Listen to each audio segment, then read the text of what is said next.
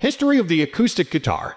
The guitar has multiple origin stories. Depending on who you ask, the guitar was born in any one of the regions in the ancient world, stretching from Greece to Persia.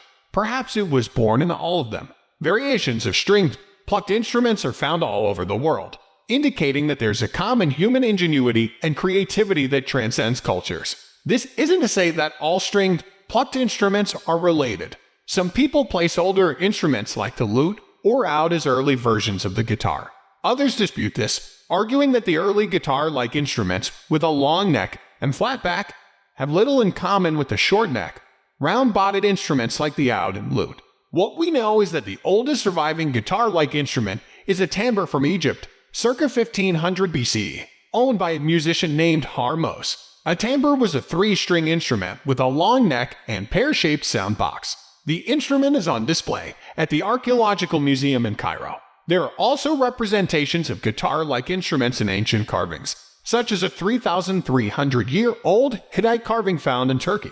While versions of the instrument itself may have developed simultaneously in different regions, their names eventually converge around the Persian word tar, which means string.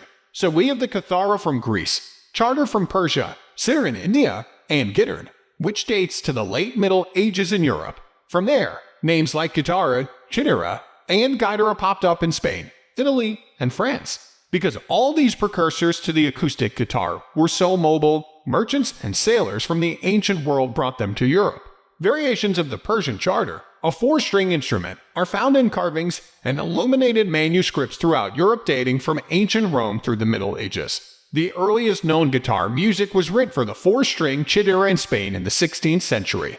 Instead of four single strings, the chitara had four courses of string, a course is two or more adjacent strings that are closely spaced relative to the other strings, and typically played as a single string. The Italian version from the same period had 5 courses. These instruments also had frets, typically 8 frets after the body.